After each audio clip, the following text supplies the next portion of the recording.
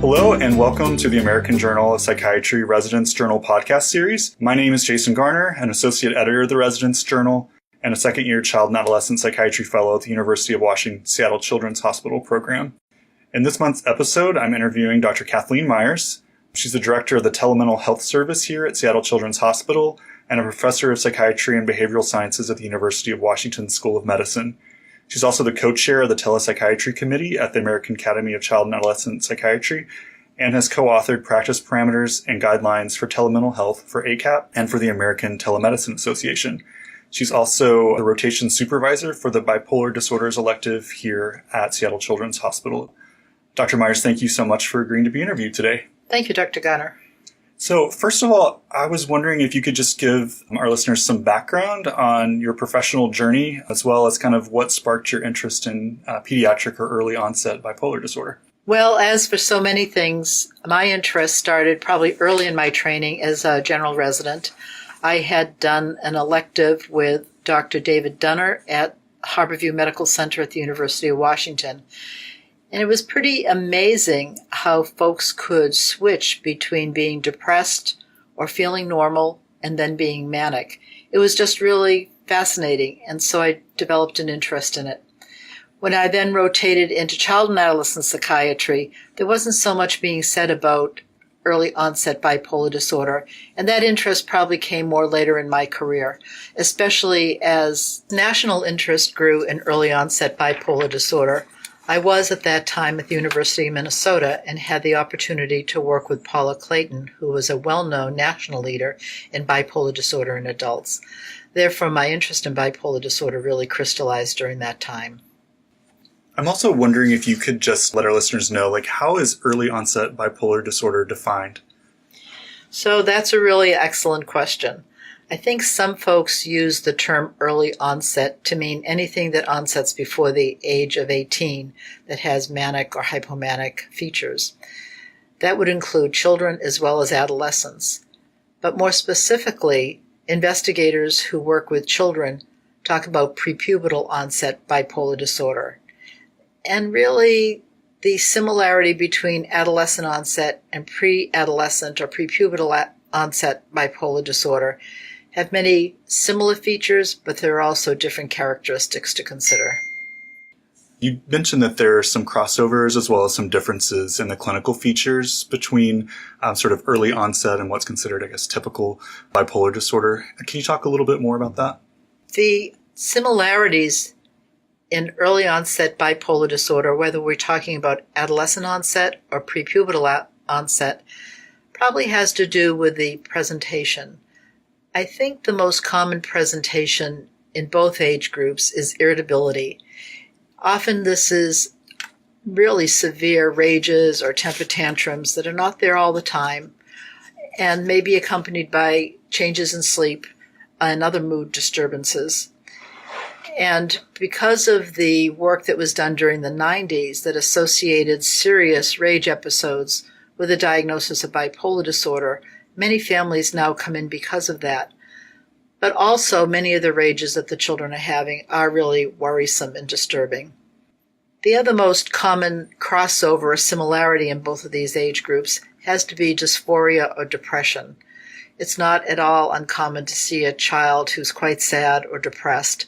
They may not use those words, but in interview it's pretty clear. And of course, depression is common in adolescents. So those are the two major presenting symptoms that really need to then be teased out to look for the pathognomonic cycling, mania, or hypomania. This is where the differences occur over age groups and in relation to adult onset bipolar disorder. You brought up a couple interesting points there with the mania and the cycling being somewhat different. Can you tell us a little bit more about that? Yes, the DSM-5 diagnostic criteria, and in fact all the diagnostic criteria for many years, notes that the pathognomonic feature of bipolar disorder is having had a manic or hypomanic episode. This can be even tricky in adults, especially now that we have bipolar 2 and bipolar disorder unspecified as a diagnostic possibility. In adolescents, more so than in prepubertal children, we may see a hypomanic sort of episode. Of course, if an adolescent comes in with a typical manic episode, it's really not a difficult diagnosis. But when adolescents come in with a hypomanic episode, it may be missed. Parents may see only the irritability and the rages and not realize the mania or hypomania that's going with that. As you know, the DSM criteria may allow for these episodes to be dysphoric rather than happy manic episodes. So that's when it becomes really difficult. If they're happy manic episodes, or even I would say if the child cycles out of dysphoria or depression and irritability into a normal state for some extended periods of time, really we should be considering that there's a mood shift and that mood shift may be from depression to hypomania, or even if it's into normality, that's not a typical depressive episode. So with adolescents, once the questions are asked, they can often say that they feel really good inside or on top of the world or have other words to describe what sound like manic episodes. However, they may also say that during their rages and tantrums that they feel elevated and powerful, and it's important to not disregard those states. Another important issue for adolescents is the decreased need for sleep. As we all know, when people are depressed, they may sleep too much or be unable to sleep but want to sleep. But if a teenager has these shifts in mood or variability in mood and have episodes of decreased need for sleep, that's an abnormal state, especially for an adolescent who really needs a lot of sleep. With prepubertal onset bipolar disorder, it becomes even more difficult. It is important not only to understand when the child has rages or irritable states, but if there's any sort of cycling or return to a normal state in between. The children often can identify states of being happy or on top of the world or feeling good that's distinctly different from when they're irritable, and these are important to identify. It's also important to identify that these are not the rages of a child with autism spectrum disorder or oppositional defiant disorder who experiences rages or tantrums when things are not going their way or when they don't understand the world around them. A combination of dysregulation in mood, and particularly if the child can describe any elevated states, is really important. The other issue is that pre-adolescents can also have decreased need for sleep. They may be up to all sorts of hours while the parents need to get some sleep, and this is another biological marker or presentation that would suggest bipolar disorder. The other consideration for adolescents and prepubertal children is the occurrence of psychotic symptoms. Sometimes these are rather soft psychotic symptoms, other times they're much more obvious. But especially with children, nobody asks, and they don't tell. Probably children who have psychotic symptoms start to tell about them between age 10 and 12 and just didn't know that they were abnormal. Children or adolescents have these psychotic symptoms, either hearing things said to them or thinking odd thoughts or feeling even that they're God or the Son of God or other religious themes that sounds psychotic. One should really start weighing the possibility of bipolar disorder. Other differentials, of course, may be a psychotic depression or schizophrenia, but if the child has relatively normal functioning in between, probably bipolar disorder is the better differential to explore first. Not as much is written about psychotic symptoms in bipolar disorder or early onset bipolar disorder now as previously. Barbara Geller's work at St. Louis really addressed the overlap of the change in mood symptoms with psychotic symptoms. It's probably an easier diagnosis if the child does have psychotic symptoms, even if it broadens the differential. However, psychotic symptoms with mood shifts, mood variability, even with anger without a clear hypomanic or elevated mood state, should lead to the possibility of bipolar disorder. So do you have any examples that might help our listeners understand this a little bit more? Well, I have an interesting one from my own early career before we all talked about pre-adolescent onset of bipolar disorder. I saw a child who was only 8, and his father had bipolar disorder but was pretty well controlled. And I thought to myself about the child, this is the most narcissistic child I ever saw, and the happiest child I ever saw, but I never considered bipolar disorder. Then, of course, a couple of years later, I was able to meet him again, and he had cycled into mania, and probably was manic during the time I saw him, and the term narcissistic was probably not appropriate. More recently, I have seen children who seem to have elevated states, but mild states, but then they switch to really severe incapacitating depressions. Other clinicians do describe children who have had clear elevations of mood in which they do odd things. I've seen this more with adolescents who have done things like go into a car lot and steal a car, drive it fast through the streets, or order $2,000 worth of wine on their parents' credit card, or do other things that are highly inappropriate. But these were teens. Picking this up in prepubertal children is not quite as easy and really requires a careful longitudinal and symptomatic history. The other pathognomonic feature of bipolar disorder, of course, is cycling. This can also be difficult to sort out in adolescents or in children. We're much less likely to see a typical cycling pattern of change with daylight savings time or in the summer. And of course, it's always difficult with children, seeing that their moods get a bit better at the end of the school year or get worse in the middle of the school year. Is that cycling or is that the stress of school? But one really needs to look at any sort of pattern that exists. I think it's often that the pattern of cycling is very difficult to discern because there's so much cycling. What parents see as tantrums, others see as a normal state, and in the office a children's own description of when they go up in their mood is really important to tease out. It's probably not a typical cycling with weeks to months in between, but rather a short period of cycling.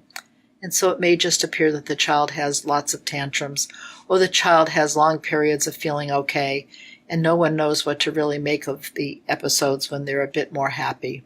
The other important thing to consider about cycling is whether youth go in and out of the depression frequently.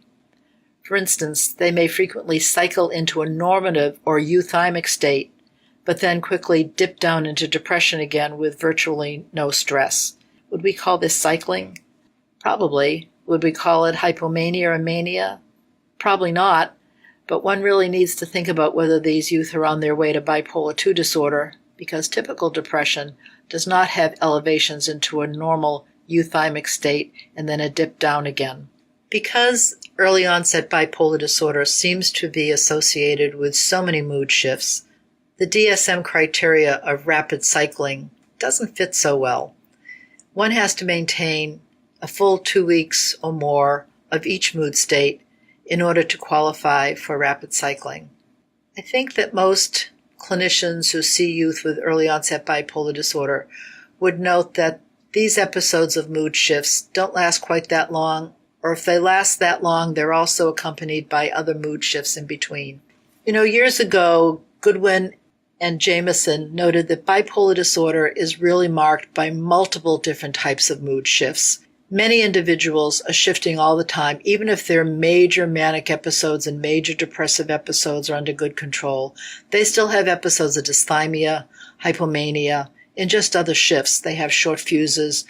So I think when we see early onset bipolar disorder, we really need to consider the whole experience of having manic and depressive episodes and all the mood shifts that occur in between, and see if that better fits our youth. Probably the best way to really diagnose prepubertal and adolescent onset of bipolar disorder is to follow youth over time. I find it really difficult in a single evaluation to give feedback to family that this is definitively bipolar disorder. Sometimes that's possible, particularly if the parent has bipolar disorder and their diagnosis is really well defined. But it's really best to see children over time and circumstance and see where their development is going, see what different stresses bring them, and see when they're not well behaving in your office. So a longitudinal assessment, at least over a year, maybe over different developmental stages, is probably the best way to really approach bipolar disorder and make a treatment plan. I think that's a great point that you make about doing a more longitudinal assessment as opposed to just a one-off assessment, which we sometimes see. And that brings me to a question. The overdiagnosis of bipolar disorder was a controversy and in some ways still ongoing. And in some ways that resulted in the addition of a new diagnosis to DSM-5, which is DMDD, or disruptive mood dysregulation disorder. I'm wondering, in your mind, sort of what your perspective on this is, and if you've seen that it's had any impact on the diagnostic rates of bipolar disorder. Yeah, I'm not sure about whether it's affected the diagnostic rates. I think we're really waiting to see that data if and when it's available. DMDD is an interesting diagnosis. Of course, it only has face validity at this point. There have been a few studies looking retrospectively at existing databases. And the main finding is how closely DMDD overlaps with oppositional defiant disorder. And in fact, I think DSM precludes the diagnosis of both disorders. So we really need more data and research on the course of DMDD. It would be very interesting to see if these children go on to have manic episodes, in which case the diagnosis would switch to bipolar disorder. But I think for most children with DMDD, we're probably going to see some sort of mix of ODD with anxiety or ODD with autism spectrum, or some other mix of symptoms that do not convert to bipolar disorder. But again, we need longitudinal assessments. On a practical basis, DMDD is a useful diagnosis to get away from diagnosing all children with mood dysregulation as having bipolar disorder. Hopefully it's decreased the rates of our using that diagnosis. It really doesn't have a lot of validity yet. I think so far what the learning that I've gotten in fellowship was that the kids that have DMDD or were diagnosed with DMDD often go on, instead of developing bipolar disorder, to developing major depressive disorder instead. But as we know, major depressive disorder, especially at an early age, can be a risk factor for the development of bipolar disorder. Well, that's a good point. Yes, the early onset of major depressive disorder, and especially in the prepubertal years, has been shown over many years to be a risk factor for conversion to bipolar disorder. And I think we should remember that this is consistent with what we see in adult bipolar disorder. Most adults who have bipolar disorder, when they're in an altered mood state, are in a depressed state, not in a manic state.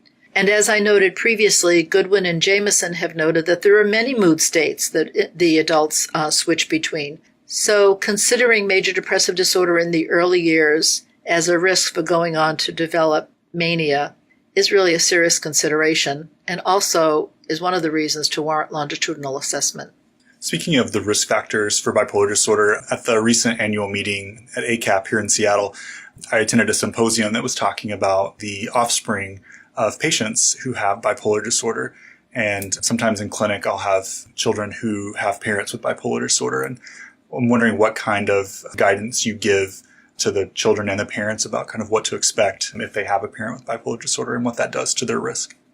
Yeah, this is really an important question. And of course, this is often what parents come in asking. And they wonder first if their child has bipolar disorder. And they'll often say, you know, he or she has similar symptoms to what I had as a child, and I turned out to have bipolar disorder. But what we know from pretty good research over the years is for individuals who have bipolar disorder, the most frequent pathology in their family is going to be major depressive disorder, whether it's their parents, their sibling, or their child.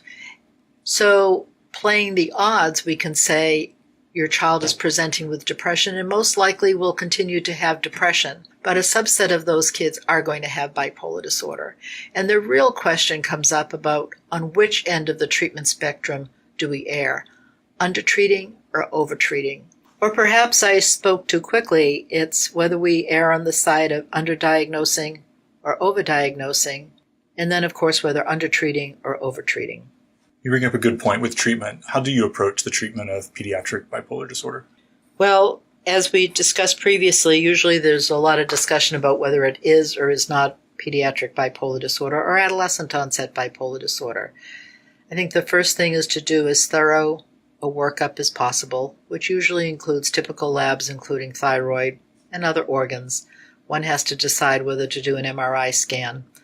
The guidelines suggest doing an MRI if indicated, and in most cases it's not indicated and oftentimes parents do want to have an MRI thinking something is wrong with their child's brain. So one has to have that discussion and consideration.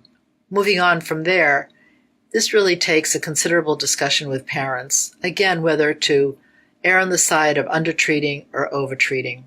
And I usually discuss it that way with them if the diagnosis is not fully clear to me. So the discussion has to include that if we undertreat, that usually means prescribing an antidepressant, and the risk, of course, is flipping the patient into mania. But actually, the more frequent outcome is no response at all, or refractory depression.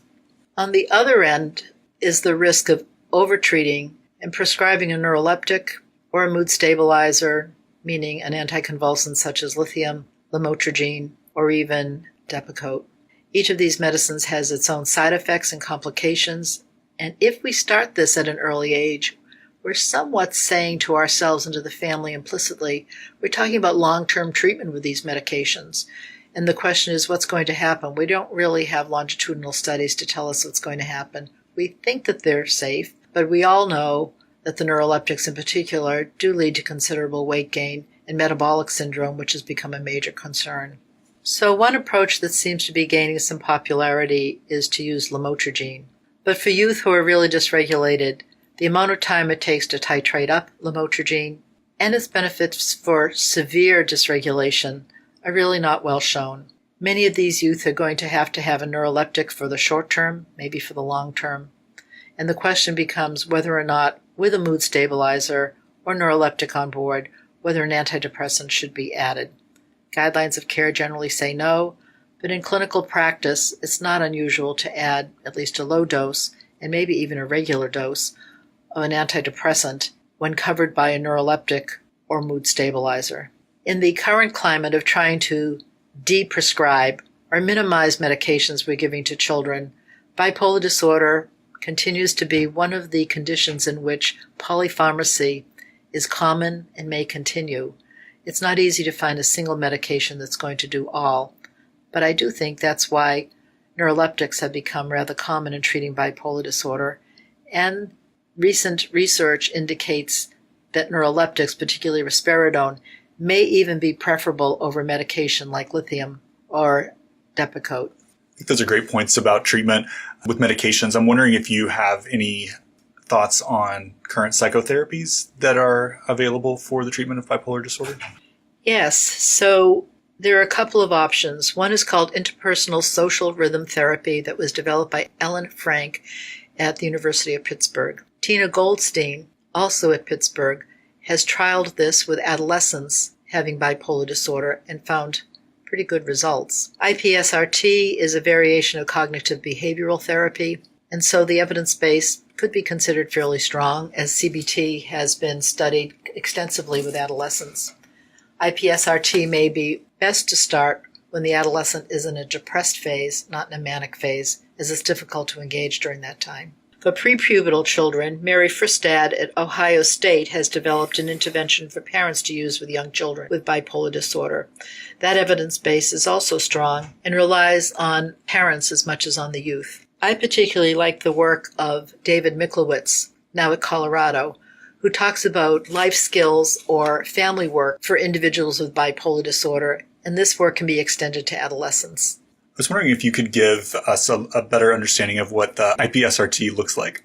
So IPSRT is basically a cognitive behavior therapy, but it addresses multiple issues that are experienced by the individual with bipolar disorder. A large focus is psychoeducational, so that may address issues like regular sleep, regular diet, not crossing time zones or being careful about crossing time zones, different changes that occur in the brain with development, chronobiology, and then also it integrates the cognitive behavioral issues treating depression or anxiety in daily life. Actually, this work overlaps well with Dr. Miklowitz's work because families need to work with the individual about establishing routines and taking care of one's basic health as well as mental health.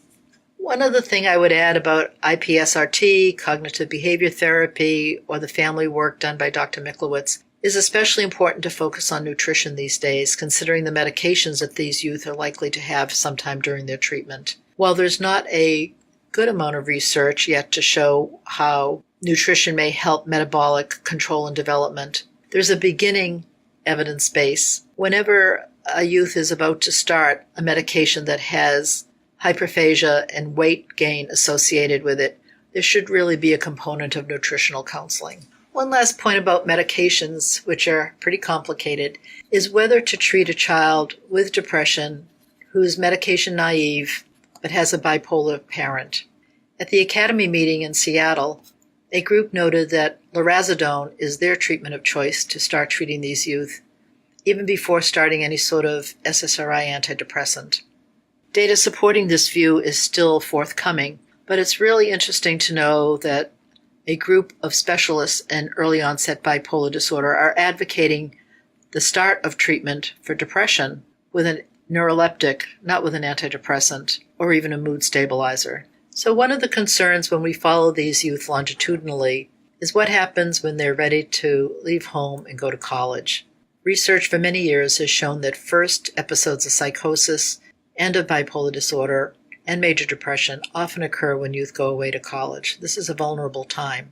Sometimes I do considerable psychoeducation with the family about the youth staying close to home, so that if something happens, the family can get to them pretty quickly or they can go home pretty quickly. But also so they can separate from their families and approach individuation by going to college, but also in a bit of a safe way. The other discussion I often have with families at this time for girls is the risk of having a postpartum event if they have bipolar disorder.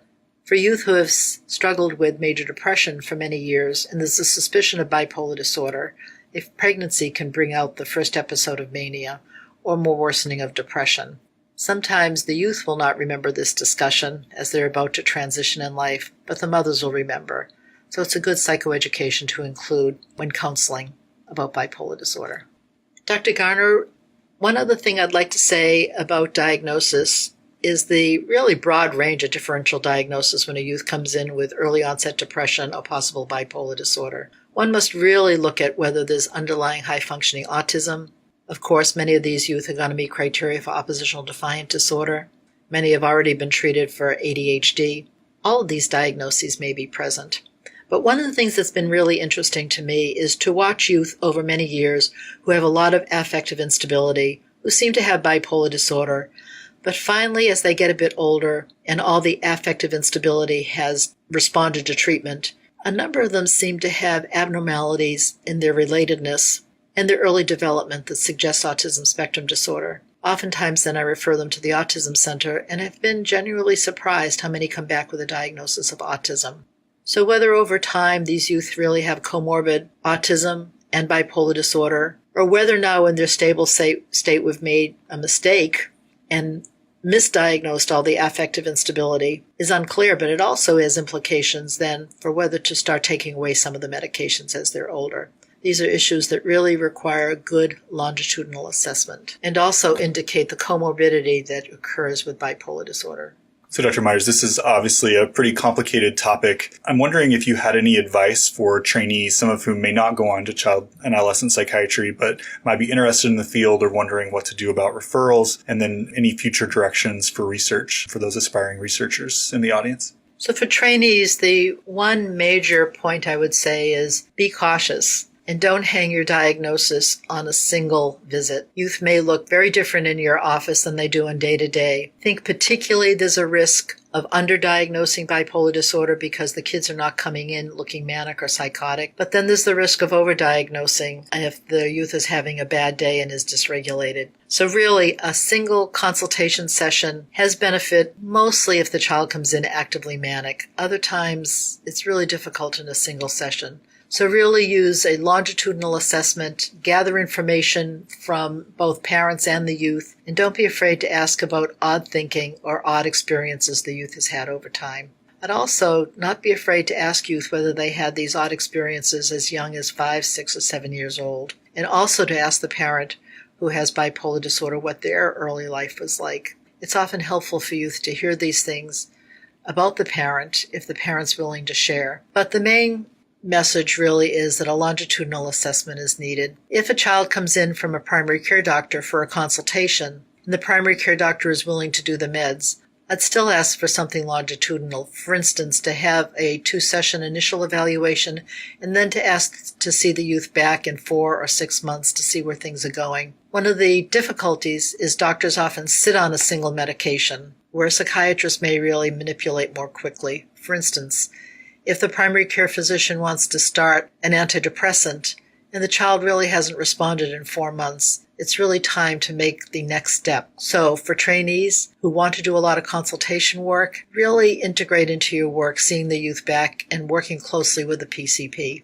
For those who are going to specialize in psychiatry, doing ongoing work themselves, longitudinal assessment is still important, and especially over developmental stages and particular stresses. So research is also a complicated issue. One of the reasons is that I think we've all come to realize the DSM is a tool. It's been helpful, but it's not going to be the last word. The current focus at the NIMH is to really look at mechanisms, as well as biomarkers, but particularly mechanisms of what's going on during bipolar disorder or other major mental illnesses.